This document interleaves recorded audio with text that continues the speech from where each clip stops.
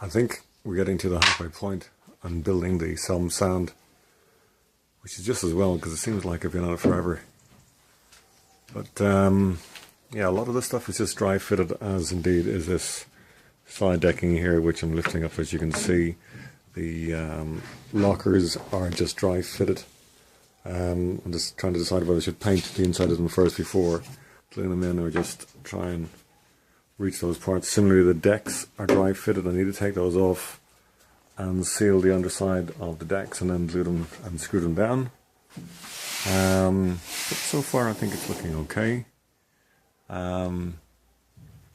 Just waiting the arrival of some bronze hardware before making some final adjustments. And my paint has arrived, so maybe in the next week or so I'll start painting and then do some of the bright work. I'm not really sure what the sequence of events should be. I know I've got to fit, for example, hardwood corners on these lockers, and whether I should manufacture those first and then varnish them before painting. Similar to transom, I guess I probably should put at least a couple of sealer coats on the timbers that are going to be bright finished, such as this side deck here. I'm going to have this shear straight bright as well. I'm not sure what I'm going to do with the outer stem. It's a bit of a hodgepodge. Maybe I can get that finish cleaned up so that I can bright finish it, but I think don't be surprised if you see it painted nonetheless. So yeah, the whole shape I'm pleased with, and the planking has turned out nice and fair. As far as I can see, it's hard to get a full view of the boat when it's only a foot or so shorter than the length of the guard. You can't really see it back from a distance, but I think it looks fair and pleasing to the eye. I used the best quality ply that I could buy at the time.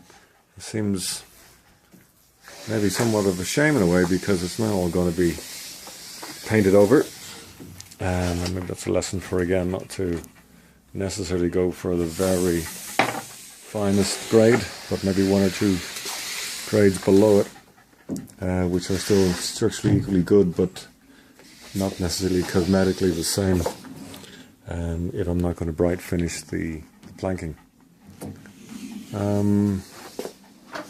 That's about it. There's been a fair bit of sanding going on. I've recently poured the lead into the centerboard. The lead keel, of course, is finished. I've got to yet to attach it. I'm thinking I'm going to actually turn the boat over before I attach the side deckings, and maybe even the forward deck. Maybe when I take that off, I'll then turn the boat over and finish off the outside of the hull, just any final sanding that needs to be done, and possibly paint it and then flip it over and continue on fitting the topside pieces. So that's the progress so far. I haven't made my tiller yet, haven't cut the hole in the transom for that. That'll be fun, and but I'll wait until I get the hardware and pintles, gudgeons, etc. to do that. You can see a nice scalloped profile in the forward deck here, where it rises from the side to the center and dips in this way, dips in the center as well, so it's quite pleasing to the eye. I hope that will be evident when it's finished. Similarly, the aft deck has a nice camber to it, and I think it will be quite pleasant. Then it's not fitted tight to the hull so that water can drain down and come in the back of here and run down through the limber holes here and down into the bilge. I haven't decided how I'm going to drain the bilge, whether I'm just going to rely upon a bucket and sponge or fit a little electric pump.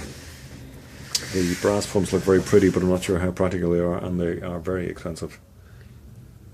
Anyway, if people have suggestions or comments, please feel free to post them on my blog, emblasail.blogspot.com. Thank you.